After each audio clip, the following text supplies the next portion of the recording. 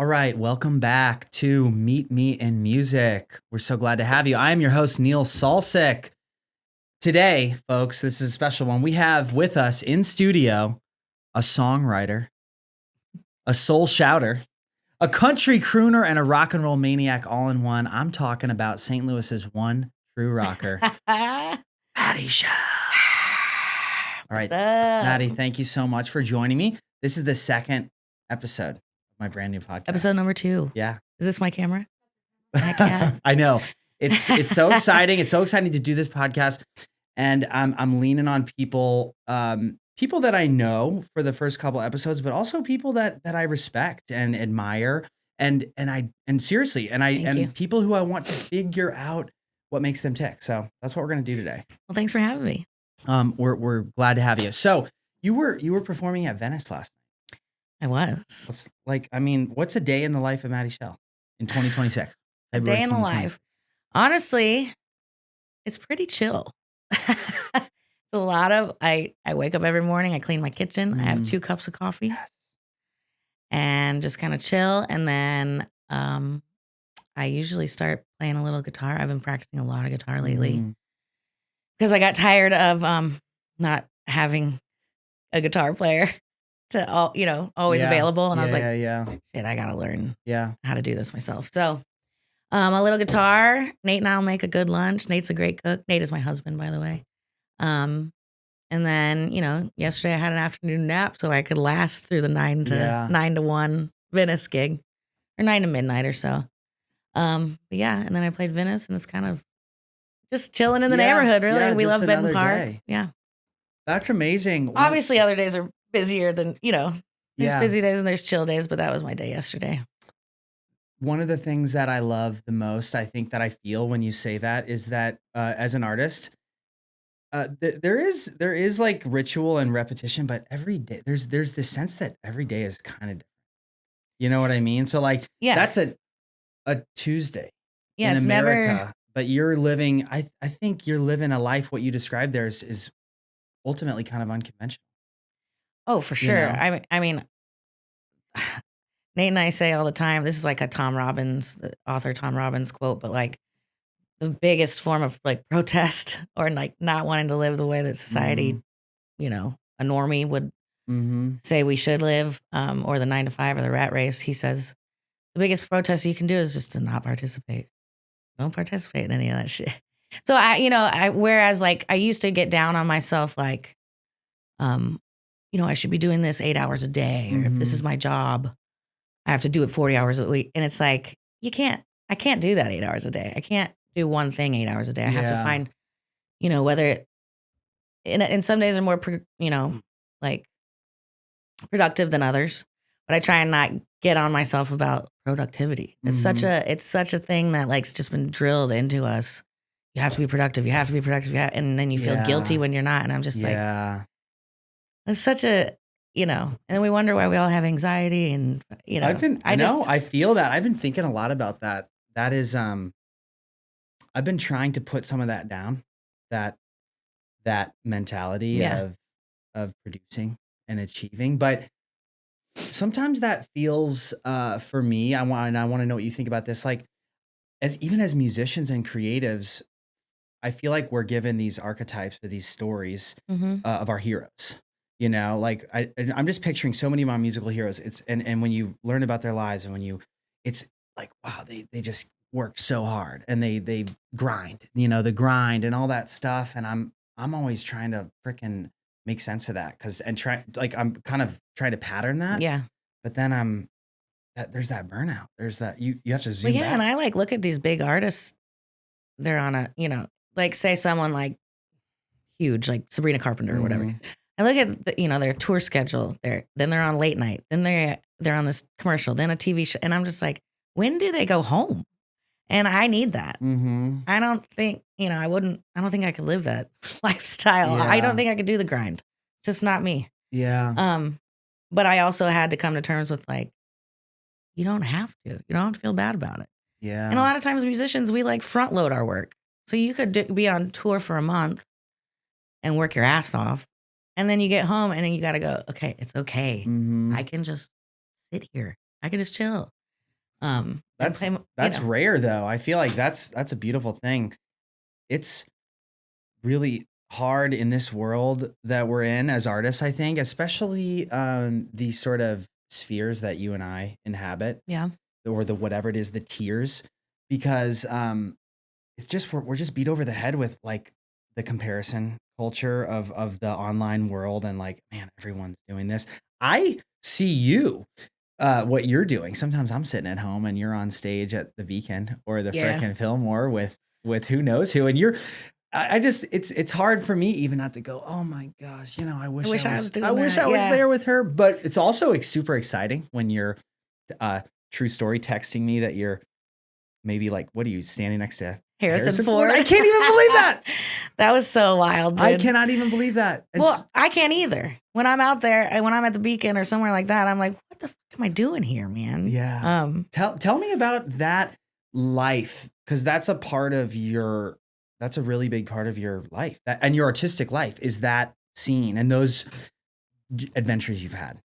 Yeah. Well, I mean, I feel lucky to be included with all those people. But the cool thing about it is that when I get there, I may be nervous or whatever. When I get there, I realize I can hang. And that's the coolest part is you go, okay, I'm not like the weakest link here. I'm actually hanging with Robert Randolph and Dwayne Betts. And you know what I mean? Like cool. It's not like they're like, oh great, here comes the amateur. Mm-hmm. It's like, we're all professionals and I'm on this, a different level now than say I was 3-4 years ago with all of that. I feel like I've, I listen to like recordings of River Kittens and I'm like, holy shit, it's nice to be able to actually see the growth and the progress. I love that. Because you don't see it day to day. You start to see it.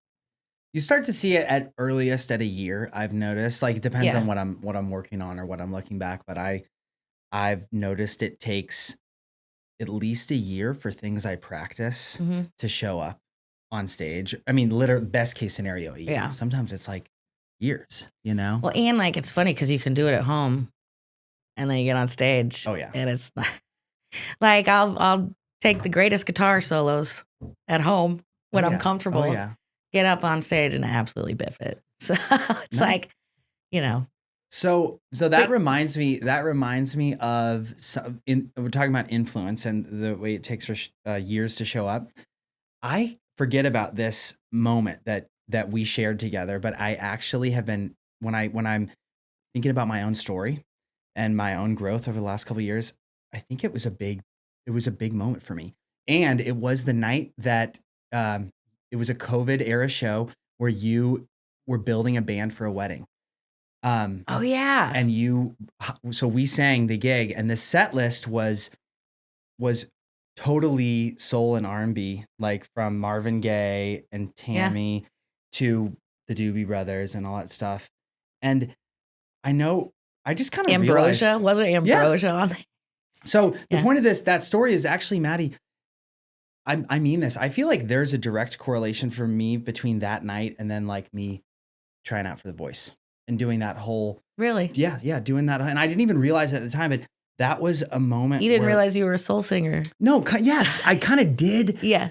I kind of, or at least I always knew it. I know I can sing along with it. I always knew it, but that was the first night in my professional career where I felt like I was doing that for the whole show. And it was, even during that night, it was magical. I just remember being so excited. Isn't that so crazy? A wedding? Yeah. A COVID wedding where it was like so almost scandalous still to do it. Yeah. And it was during that whole thing. And it was like, it felt so good though. It felt so good to just be normal that night and sing and perform and like, who cares? And we were smoking cigars. And then we got to hang out in the lounge at the Missouri Athletic Club. Oh my God. Speaking of, places I don't belong, like I feel more, comfortable on stage at the Beacon than I do in the lounge at MAC. Totally. Nothing against MAC.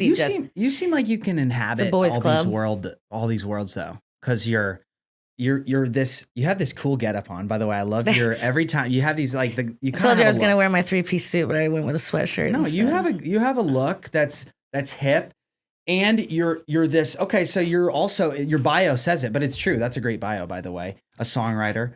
I know I was being a little cheeky Nate with it, wrote but that. no, that's good press. A songwriter, a soul shouter, a country crooner, and a rock and roll maniac all in one.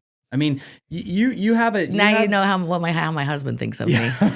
Maniac. I liked that Yeah. too. I mean, it's true though. It's like you're also this country. The truth is you're kind of a country girl. I mean, is that like a fair thing to say? I mean, I'm from a small town for sure. I didn't like What- grow up in the country. But there were years where I lived like 100 feet from the Mississippi River.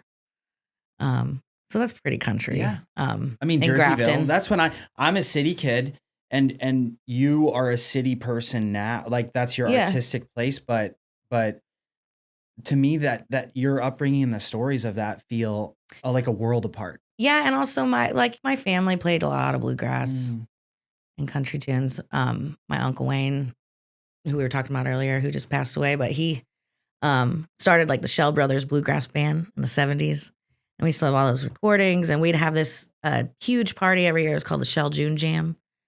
And the rules were, because there's so many Shells. My dad's one of 13. I have 60 first cousins, on that side alone. There's so many that the rule was, if you know a Schell, or you know somebody that knows a Schell, or you know somebody that knows somebody that knows a Schell, you could show up. You're invited. And that's like, well, that's everyone in the damn world. So does that party still exist? I mean, it does. Could I cash my in a different invite in? Because absolutely. This will probably be a good year for it because we'll have to have a big celebration for Uncle Wayne. But yeah, so we would have this huge jam, and everyone from people would even come in from out of state, and we'd have it on my Uncle Gary's farm in Nutwood, Illinois. It's so beautiful. There'd be like gator rides, not alligator, but gator tractor. Gator rides and horse rides, and we'd all just be out by the barn jamming, a little potluck, and I mean, just a field of people playing instruments. Wow. It was a really cool, and just any family get together, gathering, anything like that. There was always a circle of of people playing music. So I was just kind of surrounded with that, and that's like kind of the country in me, I think. And that sounds like the start of your musical formation. That and musical theater. Oh, okay. Really? Okay. I see that a lot. You're incredibly theatrical. You're incredibly charismatic, even when you're not singing or playing. I think there's like an acting. I like to like impressions and shit. Yeah. I started off when I was a kid, like really young, doing my parents loved. My mom was always singing and playing music in the house. My mom's a good singer and piano player, and I would always sing 3-part harmony with my mom and my sister, like to where you'd be like, "Get off my part!" Like you're singing the same in the car or whatever. That's why I like to this day I can quick harmonize with anything because it's just second nature because my mom we did it so often. But yeah, like there were years where I was in this community theater company called the Calhoun Entertainment Company. It's Calhoun County, Illinois. That's right. I love that. And because my mom was a teacher over there and then a principal, so we spent a lot of time over there. And you would not expect Calhoun to have a community theater program, but they had an excellent. It was really cool. Sounds like a Christopher Guest movie. Oh, or like a Waiting 100%. for Guffman. Like, and I say that in a good way. It is 100% That's kind of how I'm picturing the day that. of the show, y'all. Community theater. Yeah, I mean, it's exactly like Blaine, Missouri. Yes. But yeah, they there was one year where we did the Music Man, and my mom was the grandmother. My dad was Buddy Hackett's part, the sings Shapoopy, that guy. I was Ron Howard, little Ron Howard, the little boy, Winthrop. My sister was one of the like Watanye girls. My Aunt Janet was, our whole family was. That's incredible. So we would do it together, and then my siblings were both in musicals in high school, and I used to love going to watch them, and I just wanted to grow up so I could do it, Yeah. Get in show choir. I wanted to be in show choir so bad. And then like my dream ultimately when I was young was to like be on Broadway. Okay. I had starry eyes for Broadway. And then like when I was 14 and my friends and I started like a band in the summer and we got guitars. It was an all girl band. What was the set list or some of the songs, Well, we had some original music, but we also played some Christian Ah, tunes. okay. I like that. Yeah, we That were was your first, all one of your girl big influence. Christian Yeah. rock band called Yeah. Atta Girl. That's incredible. Yeah. So then I was like, oh, okay, this is cool. I want to be in a band. Yeah. And I kind of abandoned the musical theater. So I'm loving this story because I don't actually know. I mean, I hear you talk about things in passing, but I've never. It's rare that we would sit down and have a conversation. No, for it's great. an hour All or these so, people that I've known in the industry and are friends, but I still don't really know their true story. Yeah. So what? I don't know. So you're 14 and you're getting your first taste of performance, and then is it a really strong intuition for you, or does it unfold more subtly than that over the next couple of years? Because eventually, I know you moved to North Carolina at some point, but then I first encounter you in St. Louis in the mid 2010s with the River Kittens. There were definitely some years where I was not planning on being a musician. I went after high school. I went to Belmont in Nashville. That's right. Okay. And I hated it. Like I went for music business. Yeah. Because that's kind of like what people were telling us to do at the fellow time. Music business. That's what that was like huge at the time. Musician. Yeah, 2004. It was like because you couldn't be. You didn't want to like be a musician. That was that wasn't college. You know what I'm saying? Right. Like, and our culture, our parents were like, you got to go to college. Well, also I didn't want to do like the performance major. I didn't want to do recitals and juries and all that shit. Could you even? Because I remember being like, I wanted to, but I didn't know jazz. There was no, so you can't. I feel like Belmont was more like, it's less like Berkeley as in the jazz program, but it's more like musical. The performance major was more of a musical theater performance. And then my roommate was like opera. And I was just like, I just want to rock and roll. I don't want to do any of that. Because that's the world I came from, auditions and... I see.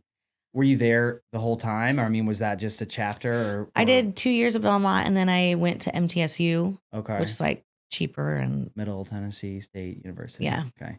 It's just like 20 minutes down the road.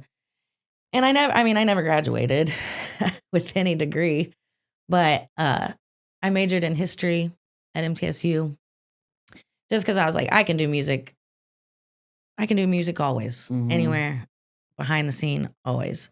Let me major in something I'm actually interested in because I'm not interested in business or copyright law. So I went to MTSU, did history, and did I felt like I was going to be a teacher. Or I was really interested in like archival history, which I still am. But ultimately, after I moved back here after Belmont, that's when I kind of started dating this guy named Dave Laws, and we started playing with my Uncle Wayne at the pub in Grafton. I see. And that's when I started like getting back into music and wanting to perform live. And that's realizing, oh, this is what feeds me really, is performing live.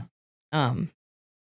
So yeah, if it weren't for Uncle Wayne, I probably would have still been kind of lost, like, bartending or something. Yeah, totally. You've always seemed to me to be sort of on the path, or like, I'm thinking of when I first met you and the River Kittens, I don't know. You just were always, I don't really know if you were the leader of that group, but it was just, you were the experienced one, or the foundation. Somehow the kind of, you seemed very, like you knew your North Star. I was the oldest. Maybe that's it. Maybe that's it. I don't know. I'm just thinking, you've always just seemed like you knew you're happy on stage, you're comfortable there, you want to be there, you're living the artist's life, and it's really built to a crescendo now. Well, and I think, being on stage, it's not just like, oh, it's nice to get feedback. It's more like, I don't know. Like I said, it's what feeds me. I don't know what it is. I don't know. It's just a feeling. Yeah. You forget about everything else.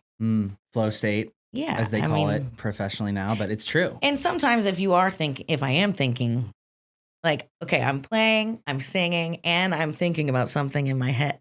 Like I'm thinking, man, that sounds like shit. Why does that sound like shit? Or there are days like that where performing is not feeding me because I feel like I'm doing something wrong. Mm-hmm. Isn't it amazing though how we can do all those things at once? Yes. So that's the wild, because then you can be thinking about the fact that you're thinking about something. I know, and I go, you need to stop thinking about shit. And you're still playing and singing. Oh, it's wild. That's a crazy thing. And sometimes you're on autopilot. You're like, I don't even remember doing that verse. Which one are we on? You know? Exactly. And that's crazy. That's a phenomenon. Yeah. That's a phenomenon. And I always make the joke where because it still baffles me. I'm like, how can I really forget the words to my own song that I freaking wrote and that I played maybe 100 times, and you still, I do. if you're not really present, how do you, I would say at this point, in your career, you've had so much experience. How do you have a philosophy when you're performing? Like, are you really trying to stay present, or are you just able to? Because you've done it so much, but what's kind of going through your head before the stage? I think the second I think about being present, that I'm already, you know what I mean? I am already in my head about it. Totally. Absolutely. But do you just do you have any, you take it for granted, or is it just every show? Do you feel like the confidence, or is there anything that you kind of still are wrestling with, before I don't know, pre-show, or is it? It depends on the show. Yeah. If it's like, last night at Venice Cafe and I'm comfortable there, it's my neighborhood spot. I never feel like taken out of it because I'm nervous or whatever. Mm-hmm. Sometimes those smaller shows, or it depends on who I'm playing with too. Yeah. Because sometimes it's somebody that you look up to or respect, and you're like, I don't want to mess this up, and then you're nervous, and then it takes you out of the moment. Yeah. And, like when I first went to do a rehearsal with Allman Family Revival, I was standing next to Dwayne Betts, who is an incredible guitar player, and I'm just recently getting better at electric guitar, and I'm just going ready to play this part. I'm all nervous. I messed up the solo the first time on the rehearsal, and then I was kind of a little shaky. Dwayne's like looking over, he's like, what the hell's going on? You nervous or something? And I was like, yes, I am actually. And he goes, oh my God, you don't got to, And he said, lay the seat back a little. And then I went on, and then it was fine. But it's people like Dwayne or people that you respect or look up to musically, like they don't realize how a little thing like that can mean the world to you. Like if Luther Dickinson tells me like, hey, that little thing you did there was pretty sick. It's like, he has no idea how far that will get me this year. Yeah. Even hearing that, I'm going, wow, that's an incredible, you've probably had many of those moments being in that scene. Yeah, but I will say that's incredible. Sometimes it's harder to stay present in those moments because I'm nervous. But I think my only mantra when I go on stage is like, don't half-ass anything. You have to do it 100. Totally. I don't care who's there. Like last night at Venice Cafe, if there's 2 people. That's hard to do though. Those empty rooms or those small rooms. I don't know. That's the biggest challenge of all for me to freaking bring it. Sometimes it's a fun challenge, like to win them. If you can win any room over, then that's my goal.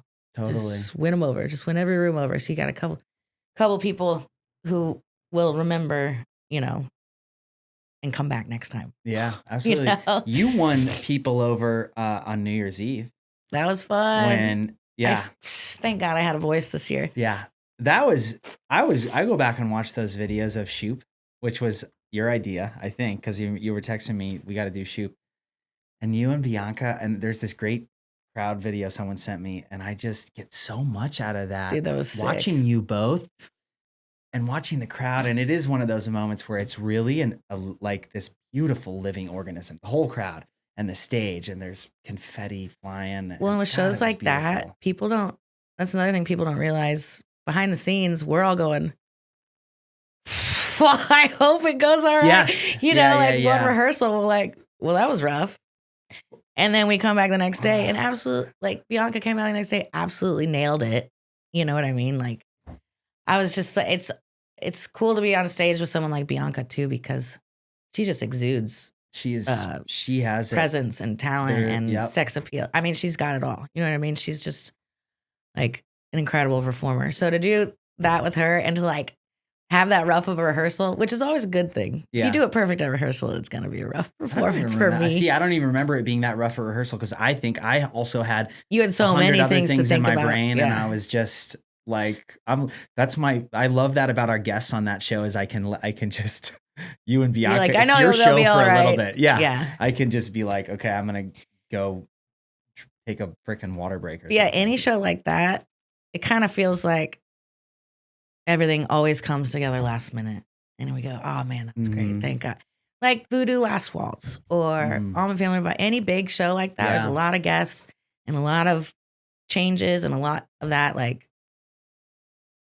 people, we might, in the best case scenario, we might make it look seamless and it might go off without a hitch. And no one ever knew, no one will ever know that we were thinking it might not. That's one of the biggest skill, or what's the word for it? I don't know.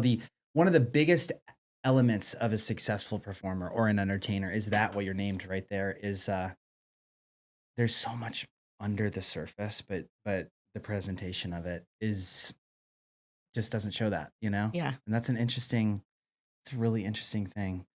We can't let on that. Yeah. Cause it's acting just as much as it is playing and singing, I feel. Okay. So one thing I want to ask you about is your new recordings in LA. Cause you sent me some of the songs and I loved them. And the song No Stone, that it's funny. I hear this Grateful Dead influence in that song. Really? But it, I don't know, in the sort of ballad, in the sort of folk tradition. That's just what I heard. The chord changes, the melody, it kind of moves. It has this sweeping, but still like rootsy thing. And also I'm getting a little bit of Pocahontas theme song in it. Oh yeah. As well. Some of the melodies. And I don't know, it reminds me of your cover of Broke Down Palace and that song Broke Down Palace has the same, makes me feel the same way. Okay.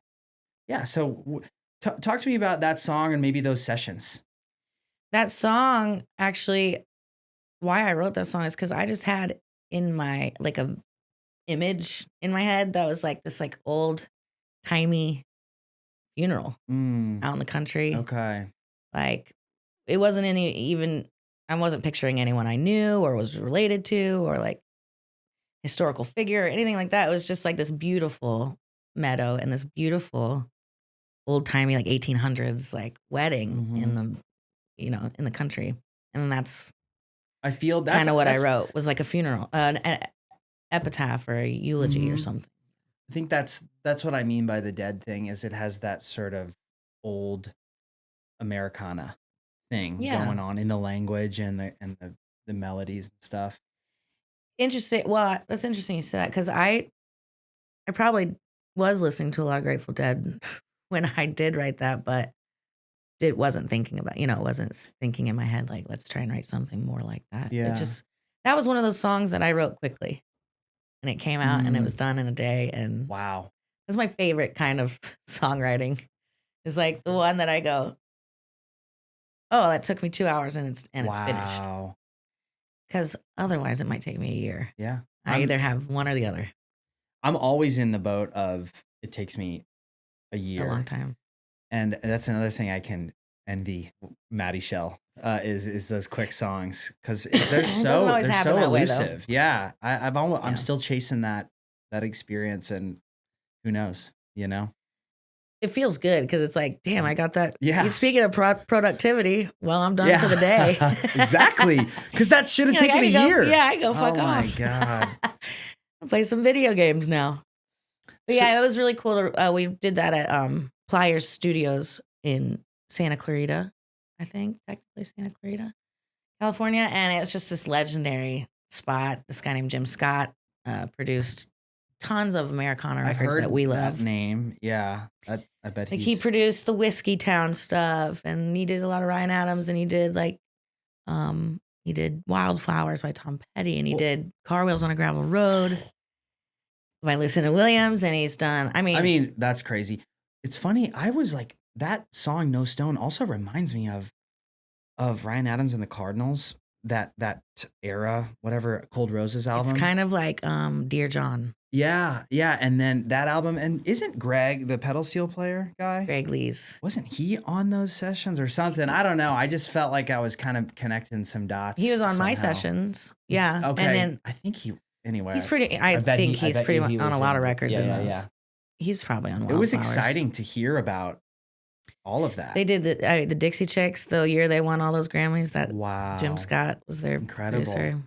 So it was just cool to work with Jim. He's like a master Mhm. at what he does, and he's got like the Neve console that everyone wants Yeah, in their studio. Yeah. And there's only like what, I don't know, 4 or 5 of them or something in the world.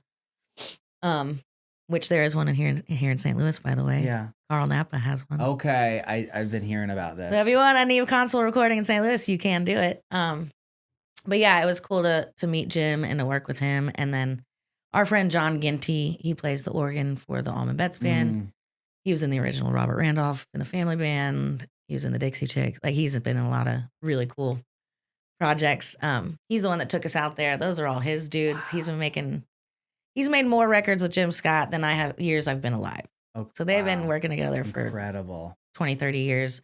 Same with Greg Lees and Bob Glaub, the bass player. Mm-hmm. And they're both in Jackson Brown's band right now, currently. Wow, and that was the session band for your album. That was the session band for my album. Freaking incredible. Yeah, it was pretty cool. Well, just those 3 songs, and we didn't know this was going to happen, but we ended up having the last ever recording session at Player Studios. So it's like they closed the doors after we left. Whoa, that's crazy. Yeah. This could be a big record when it.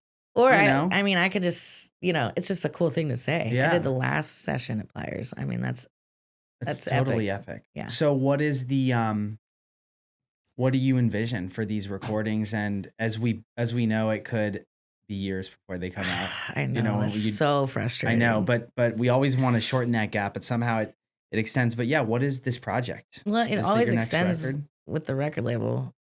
You know what I mean? I feel like it extends. There's more red tape. There's more stuff. I feel like for those 3 songs that I did in that studio, one of them was a Neil Casal song. So the Neil Casal Foundation will probably take that and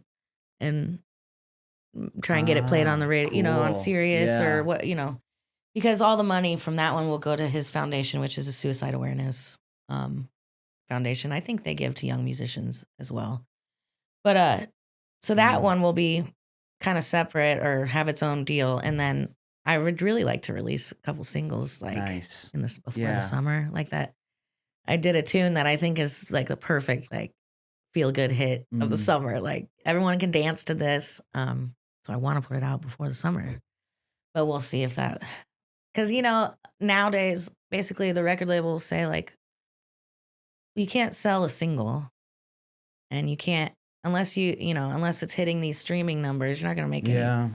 So to them, money wise, it's not in anyone's best interest to just put out a single. They want something physical, something he can put in a store. They want a whole record. He can sell records, can't sell a single. So it's like kind of. But then again, we have this trend where people like Sierra Farrell and Billy Strick, these people are putting out singles. Yeah. And then they'll put out the record and there's all your singles on it. So I would like to do something like that. I don't know, we just came back, we just got back. So I'm not sure what the future holds for these songs, but I really, like you were saying, I really hope I don't have to wait 2 years. Oh my God. Yeah. But now that they're recorded, at least I can start playing them live. Because, you get sick of, I've been playing the same original tunes for years now, and then I couldn't play the new ones yet if there was going to be, if it was going to be videotaped or whatever. You can't, unreleased music or unrecorded music is kind of tricky. So I haven't been playing these songs live, and now I can. So that's a relief. Looking for a yoga studio that actually meets you where you are? Check out Brick City Yoga, a community-focused studio in Benton Park West built for every experience level. Whether you're brand new or deep in your practice, they offer everything from restorative and yin to vinyasa flow, all in an inclusive, welcoming space. With accessible pricing and a come-as-you-are mindset, it's yoga without barriers. Drop in, grab a class pack, or become a member and start your practice today at Brick City Yoga. Wow. So what is it that all that stuff about, the record label and the red tape but really like the angle that we have to take recording, and do we put out singles or the albums, and like what is it what is the hardest thing about being an artist in this time, in because the music industry, I think, has always changed. That's the kind of the myth that we tell ourselves, oh, it's changing a lot right now, but it's probably always been changing, but it does feel like it's way more Wild West right now. And so Yeah. what do you struggle with?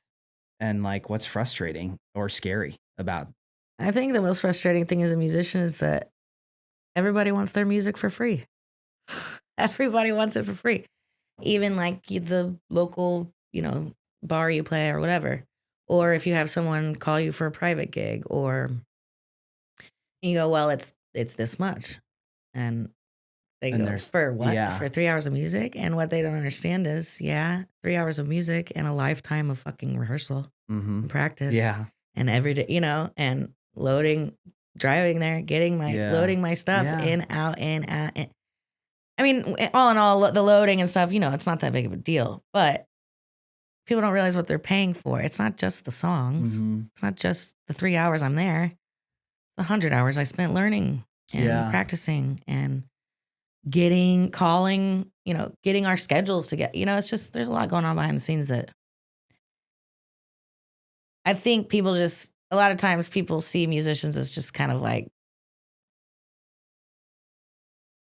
not as much now as maybe they used to, like a drain on society or something, or not a contributing to society or in that workforce productivity way. Or like, you're talking about the stereotype of like druggy, partiers, or get a, which we can be that too, but the whole idea of like, oh, there's a real job versus musician's job or whatever. Go get a real job, or that's why you have to go to college, which is so funny to me that also at the same time as those ideas were more prevalent, probably in the past decades,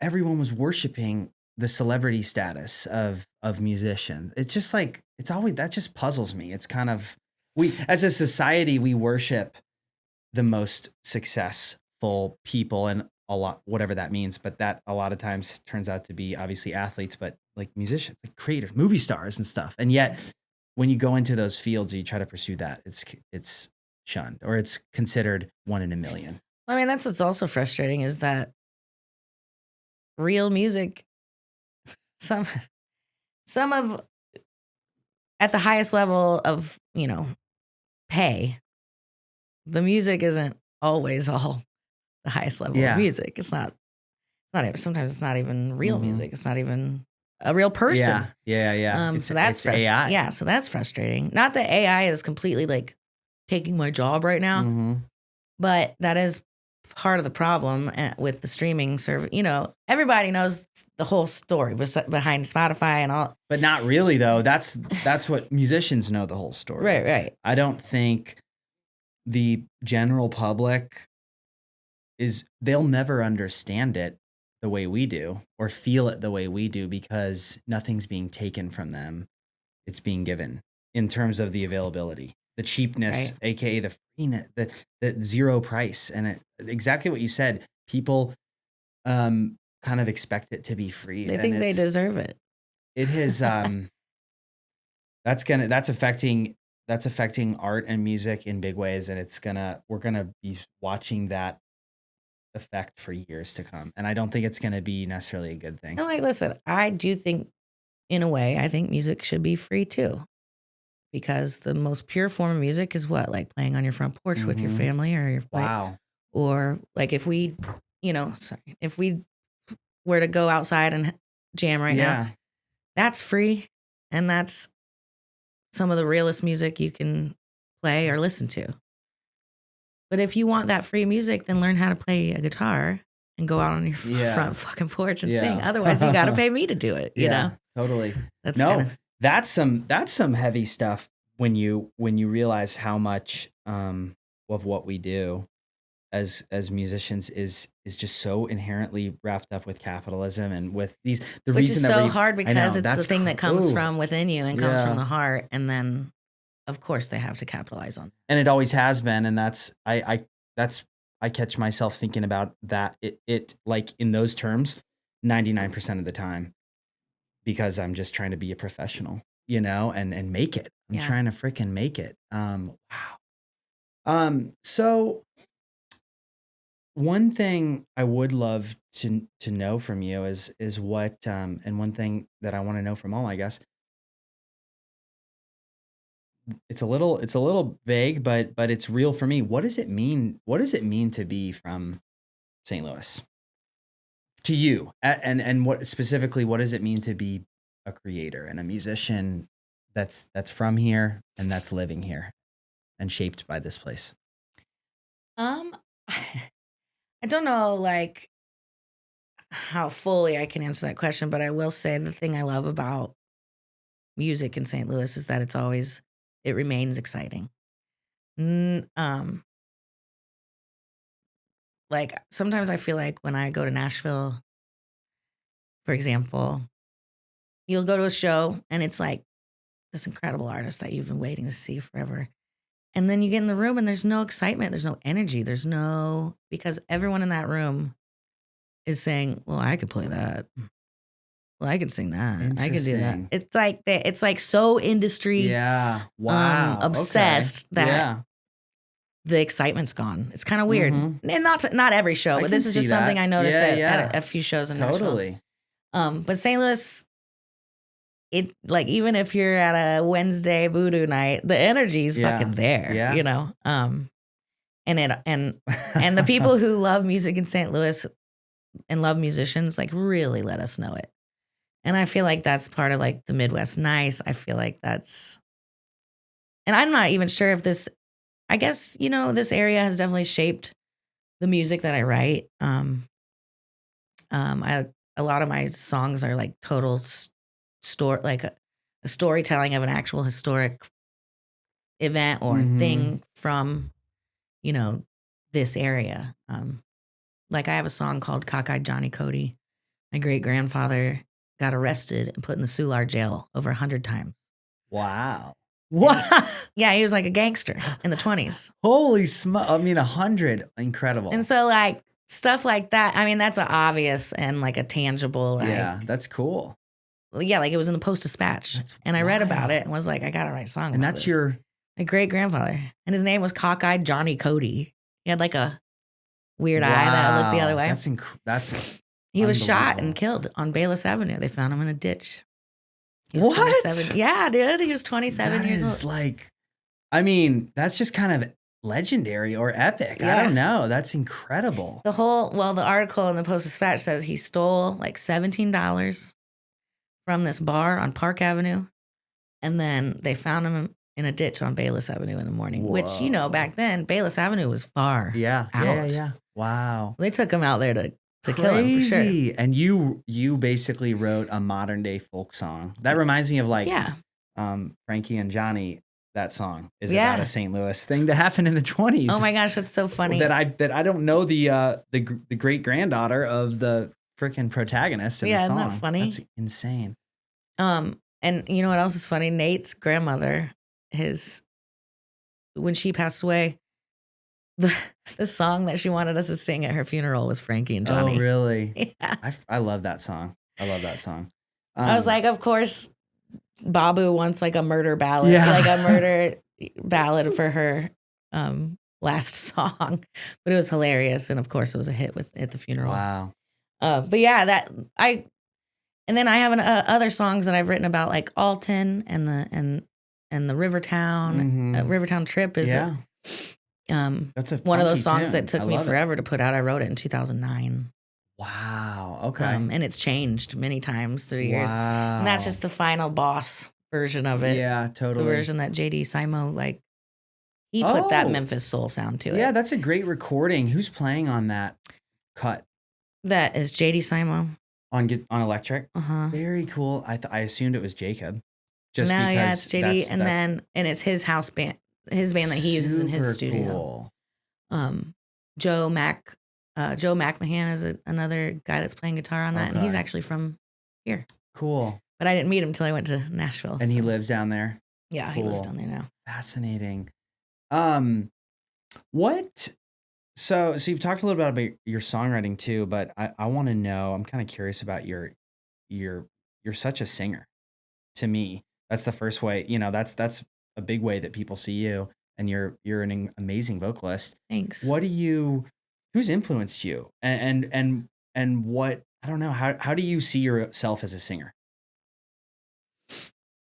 Or do you think about it like that? I think singing, my voice is probably my main instrument.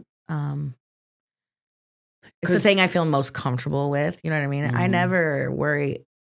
I worry about what my fingers are going to do. I never really worry about what's going to come out here. I don't have to. I don't think about it. I don't think. My influences, probably like I said before, like my mom is a big vocal influence for me, I think. And she's a singer. She's a singer. Yeah. She's not like, No, but yeah, she can sing. I'm just saying, she's saying, you're literally talking about her voice. Yeah. And even if I started singing a song right now, she would harmonize with me. She'd come in and if she knew the song, she'd come in and do the third above me or whatever. But she's definitely a big influence, I think. And then, my teachers. I mean, I had really great choir teachers. One in particular, her name was Christine Bear. She still lives in Jerseyville. I still see her, not often, but every now and then. She just was one of those teachers who you wanted to live in her classroom. You wanted to be there all day. And same with my high school band director. Wow. So I just had a really supportive community at that age, and my parents were super supportive. I had great teachers. And that's one of those things where, like, I'll say something to Nate like, oh, I didn't work for this. I just had this naturally. I could sing when I was little, I could sing immediately. And he was like, but you did. He's like, you don't realize all those years in choir and show choir and band and, your high school band. And he's like, you did. You worked really hard to get where you are now. And it was just, you didn't realize it because it was fun and you were enjoying yourself. So yeah, my mom, my teachers, and then like, God, name a singer that you love. I'm sure. No, I know that's a hard question. Ray Charles. Yeah. Aretha. And I love this discussion. I loved Bob Dylan. I even like his voice. Yeah, me too. He's a great singer, actually. Yeah. That's like Doc Watson. I love his. I mean, vocally, I think I can take inspiration from pretty much anyone as long as they're on key. Yeah. And I've actually feel like I've heard in your singing specifically, but probably in your whole musicality, the result of the last 5+ years of you being in the world of the Allman Brothers. Oh, yeah. And so like maybe you don't even think about like that, but I hear Greg Allman and of course Susan. Bonnie. Exactly. And so I feel like you're definitely you're carrying on that lineage of that blue-eyed soul singer or whatever. You know what I'm saying? Yeah, like, I mean, those are serious vocalists, like Susan, for example, especially. They could give me a Dickie song, but why would they do that when I could sing a Greg song? Although I love Dickie's voice Dickie's too. melodies and voices is so amazing, but that has to have been a big that you have had to have soaking up so much of that music. Well, it's funny. Like I listened to I liked the Allman Brothers when I was younger, and it was my dad's music, and I knew all the hits and stuff. But I mean, I didn't delve into the Allman Brothers like I know them now until I started going on tour with those guys. And now it's like, well, I could name or I could sing along to almost anything they do now. But yeah, before I went out with those guys, I wasn't a huge Allman Brothers like consume. Like I didn't consume a lot of that. Same with the Grateful Dead. I got into the Grateful Dead way late in life compared to most people, I think. And so yeah, even in the like we were talking about earlier, I can see the progression of even my vocals since River Kittens, like just looking back and listening back. But I didn't think about that. I probably have been influenced by that, and it probably has to change the way I sing too. Other people see it when you don't, maybe, and not that I have some theory around it, but I'll just thinking about the times that I've heard you play in the last couple of years, and that the it's funny, your band, and it could be in a very subtle setting or like a non-showy setting. Mm-hmm. I'm thinking about that night at the Bomb Door. I saw you guys play, and I'm like, man, that stuck with me. I still think about that set. That might have been just another night to you. Well, it was cool because we had Growly. We don't always have Growly. Oh, absolutely. Yeah. What a band. Yeah. What a freaking band. And you did Broke Down Palace. I know that. So all good things must come to an end. And no, yes, I know we could, there's so much more that I want to know about. And I'm excited to keep watching you do your thing. Well, now I feel bad because I didn't ask you any questions about yourself, but that's not really what this is about. The name of the game. Yeah. Hey, I'm going to learn about myself through talking to you. That's how these things work. I was going to say something about St. Louis's One True Rocker. I was going to be like, when you announced it, I was going to be like, man, it started as a joke, but it's true. Turned into a fact. No, it's true. Folks, thanks for joining us for the second ever episode of Meet Me in Music with St. Louis's One True Rocker and my friend. Dear friend. Thank you, Mattie, for being here. Thanks, Neil. All right, let's do a song. What do you say? Let's do it. Looking to step up your coffee game? Check out Kuva Coffee, a St. Louis proud owner-operated roaster that's been doing it right since 2003. They roast in small batches, so every cup is fresh, high quality, and honestly, you can taste the difference. You've probably seen them at the Tower Grove Farmers Market, where they've been a staple for 20 seasons. The best part? You can order online and have incredible coffee shipped straight to your front door. Head to kuvacoffee.com and upgrade your mornings with Kuva Coffee. All right. 1, 2, 3.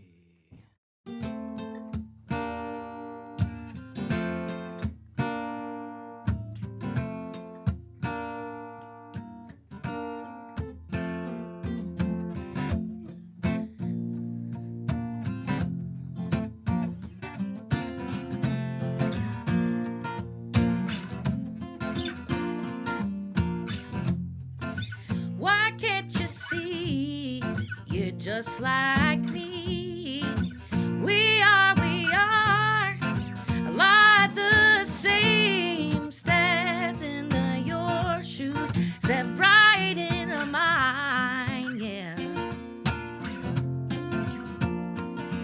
We'll walk in time, walk in time.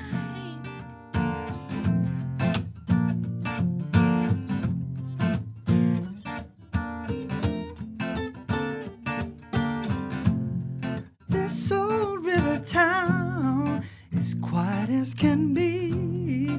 We floated like ghosts along the brick street. Somebody slapped me. Is this not a dream? Men build these roads with their bare hands.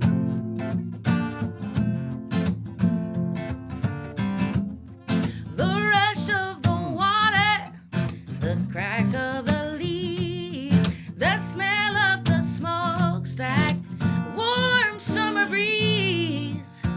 Don't wake me up now, I'm begging you please. The day is yours, the night is mine.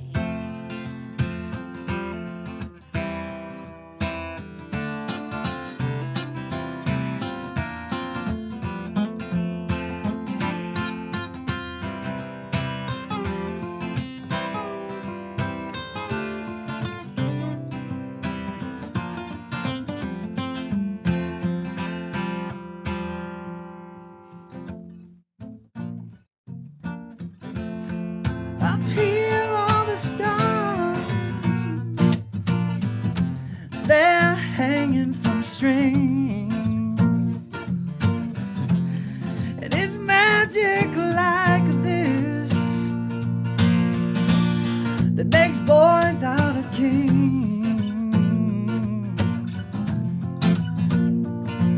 The day is yours, the night is mine. So let's walk in time. Walk in time.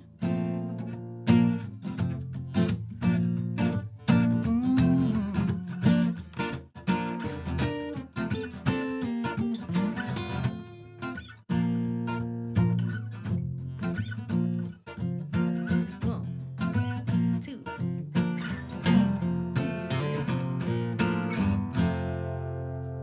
Hey. Woo!